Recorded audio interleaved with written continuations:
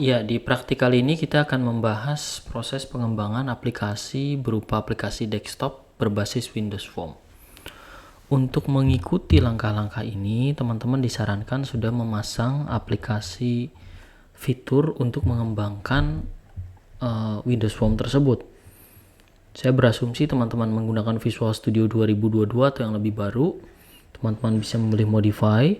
Kemudian setelah itu jangan lupa tambahkan Windows Form ya. Tambahkan Windows Form di bagian desktop and mobile. Di sini ada .NET Desktop Development, dipilih kemudian diinstal. Kira-kira seperti itu ya teman-teman. Saya tunggu teman-teman dan kita akan mulai sesi praktikum kali ini.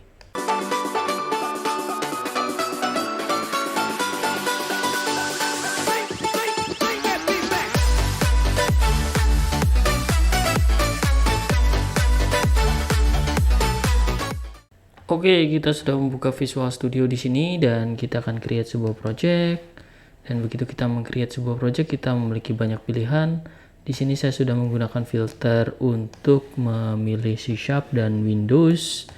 Dan teman-teman bisa melihat di sini ya ada beberapa pilihan dan saya akan mencari Windows Form Apps. Di sini ada dua versi ya, satu .NET Framework dan satu tidak ada tulisannya. Ini adalah versi yang paling terkini ya, menggunakan .NET 6 atau yang lebih baru. Ya, kita akan pilih Windows Form App. Kemudian kita next, kemudian kita membuat nama aplikasinya. Saya akan membuat nama aplikasinya Hitung Investasi. Teman-teman bisa membuat aplikasi apapun untuk project ini dan saya akan senang sekali untuk melihat hasil teman-teman yang bisa di-share di GitHub ataupun di diskusi form yang tersedia di e-learning yang kita pakai. Kemudian saya akan pilih next. Di sini ada beberapa pilihan, saya mau memilih .NET 6 atau .NET 7, saya akan pilih .NET 7. Kemudian saya akan create dan kita tunggu beberapa saat. Secara default, Windows akan membuat satu project yang namanya Hitung Investasi dan di dalamnya ada sebuah user interface yaitu form1.cs. Form1.cs ini tentu saja bisa kita ubah-ubah dan di sini ada desainernya, jadi cukup menarik ya. Dan teman-teman juga bisa lihat di sini ada toolbox, yang toolboxnya itu tidak lain tidak bukan berisi kontrol-kontrol yang kita bisa pakai untuk aplikasi Windows Form ini. Nah, untuk kebutuhan ini kita akan melakukan proses pendekatan berbasis clean arsitektur ya teman-teman ya, atau setidaknya multi layer arsitektur. Caranya kita membuat sebuah project baru. Di sini saya akan create new project. Saya akan create add new project di situ dan kita akan membuat sebuah class library ya. Kita akan membuat class library. Di sini saya buat class library, kebetulan sudah ada ya, atau teman-teman bisa memilih ini class library .NET or .NET standard. Yang menarik dari class library ini, teman-teman bisa menggunakan class library ini dipakai untuk aplikasi-aplikasi selain Windows Form Apps, misalnya di situ Android, Linux, macOS dan yang lain. Saya pilih class library di situ. Dan di sini saya akan membuat hitung investasi API atau library ya. Di sini saya sudah punya sebuah project name. Saya klik next, maka saya akan menggunakan framework yang sama. Di sini teman-teman bisa lihat ya, saya bisa pakai .NET standar 21, 6 atau 7. Saya akan pilih 7. Saya akan pilih create dan kita tunggu beberapa saat.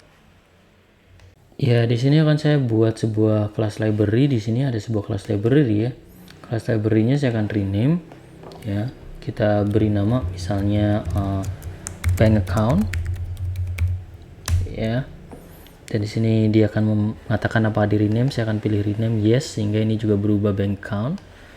Dan kemudian kita akan membuat sebuah kelas berbasis bank account yang terdiri dari properties. Beberapa propertiesnya adalah saya akan membuat properties nomor rekening. Asumsinya kita menggunakan string ya.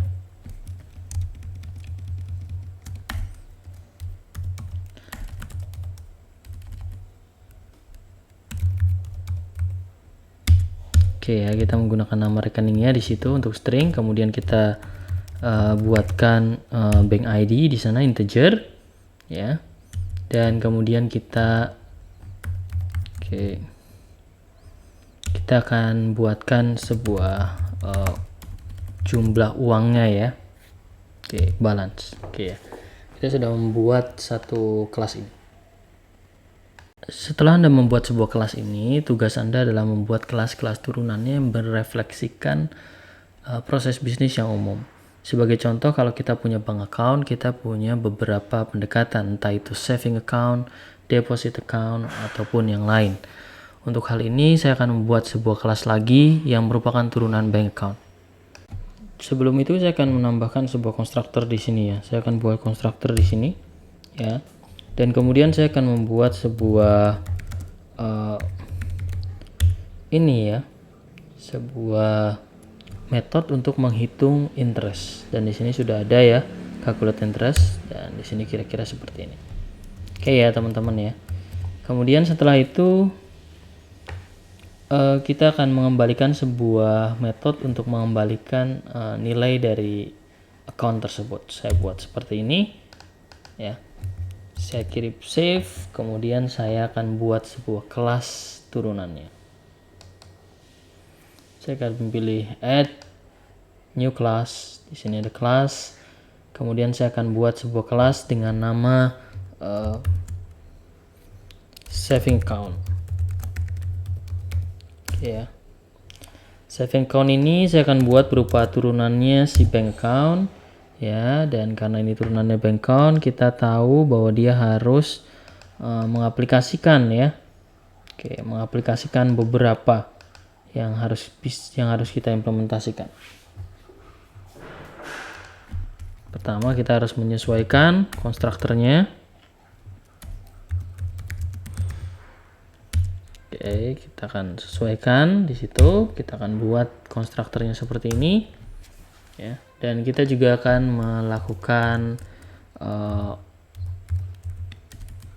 melakukan override untuk calculate interest. Nah, kira-kira seperti ini ya. Oke, saya simpan dulu. Nah, apa yang kita lakukan di sini, kita mulai menerapkan konsep clean arsitektur dengan konsep yang paling sederhana, yaitu layer. Dan di sini saya memiliki business logic layer yang diutus melalui hitung invest library dan juga presentation layer yang dinamakan hitung investasi app. Nah, yang akan saya lakukan di sini, saya akan menghubungkan antara presentation layer dengan business logic layer. Saya cukup add, kemudian saya akan tambahkan project reference. Di situ sudah akan tampil project reference yang kita miliki, dalam hal ini library. Saya akan pilih OK. Dan di situ kita bisa lihat di library kita sudah terhubung project yang kita gunakan ya. Untuk meyakinkannya, teman-teman bisa melakukan kembali ya. Saya ulangi lagi ya, di sini add, kemudian teman-teman bisa memilih project reference, dipilih di sini kalau kurang yakin, kemudian klik OK. Dan di sini teman-teman bisa melihat include. Nah, ini ya. Ini artinya sudah terhubung. Nah, teman-teman, di aplikasi desktop Windows Phone ini ada toolbox yang teman-teman bisa drag and drop ya. Di sini saya sudah melakukan drag and drop, dan kalian juga bisa mengubah propertinya ya dengan memilih F4 ya. Nanti teman-teman bisa masuk ke properti ini. Contohnya di sini ya, saya buat teks yang paling atas itu kita sebut dengan teks nama ya. Teks nama, kemudian yang bagian ini kita beri teks phone number. Oke, kemudian di sini kita beri teks balance ya. Teman-teman bisa selalu membuka propertinya ya.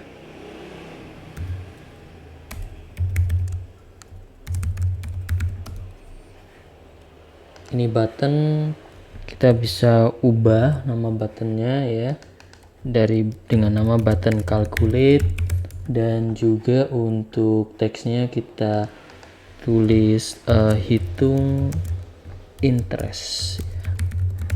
Oke, gitu ya. Oke, teman-teman bisa juga menggunakan tanda dan ya untuk melakukan shortcut. Jadi nanti kalau teman-teman menghitung Alt H, dia akan langsung otomatis mengklik tombol ini. Oke ya. Kemudian yang di sini kita bisa beri nama text interest. Ya. Nah, konsep berbasis object oriented programming ini sudah dilakukan di form 1.cs.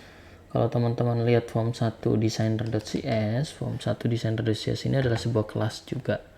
Ya, kelas juga. Dan saya akan mulai melakukan proses pemanggilan objek dengan mengklik hitung interest. Jadi pada saat hitung interest ini diklik, maka akan dilakukan proses pembuatan objek dan pemanggilan metode. Maka yang saya lakukan adalah saya bisa saja langsung klik 2 kali, atau teman-teman bisa lihat Alt F4, terus di sini ada tanda petir ya. Di situ ada banyak sekali event yang bisa dilakukan seperti klik, control remove, drag and drop dan sebagainya. Saya pilih klik di sini. Saya klik 2 kali ya. Maka saya akan masuk button calculate click ya. Di situ teman-teman bisa lihat. Di sini kita bisa membuat sebuah objek ya dari sebuah kelas yang namanya saving account. Nah, gini ya, kita bisa buat kelas dari yang namanya saving account. Tapi kalau teman-teman lihat di sini saving account tidak dikenali, jadi kita harus menggunakan using dulu ya. Kita akan membuatan using berdasarkan library yang sudah kita panggil. Jadi di sini nanti kita tambahkan sebuah usings ya. Oke. Nah, di sini kita bisa memanggil hitung investasi library. Nah, ini ya kira-kira.